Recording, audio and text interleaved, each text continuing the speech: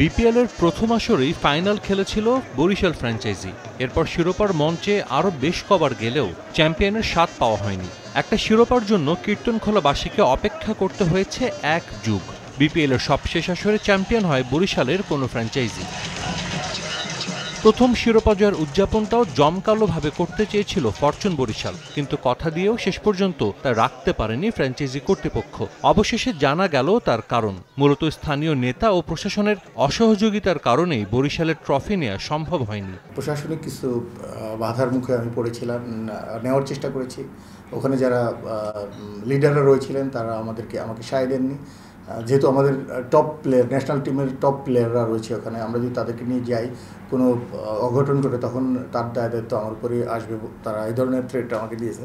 So finally আমি রিস্কটা নিই যে আমি রিস্ক নিয়ে ট্রফি নিয়ে যাব আর একটা ঝামেলায় পড়ে যাব, এই জন্য যাইনি। এবার ইনশাল্লাহ আমার ধারণা এখন পট পরিবর্তন হয়েছে, হয়তো বা we can go with the trophy before BPL start. তবে এবার টুর্নামেন্ট মাঠে গড়ানোর আগে সেই উদযাপন করতে চায় ফরচুন বরিশাল, সেটাও তারকা ক্রিকেটারদের উপস্থিতিতে। এখন যারা আছে তারা সমর্থন করে, আদার্স হয়তো বা এবারও নেওয়া যাবে না। তাদের সাথে কথা বলবো, তারা যদি অ্যালাউ করে দেন I will bring full set player সহ আমরা যাব।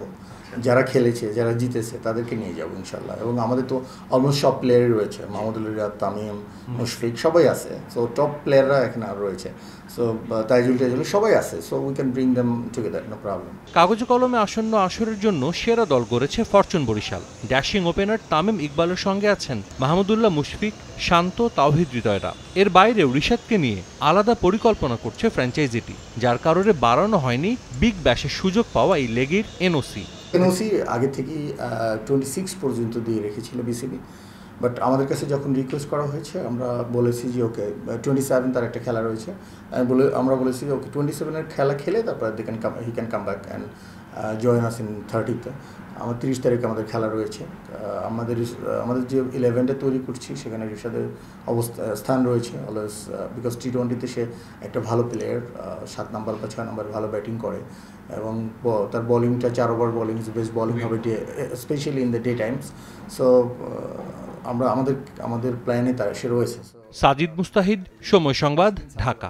বাট হোপ ফর দ্য 5টা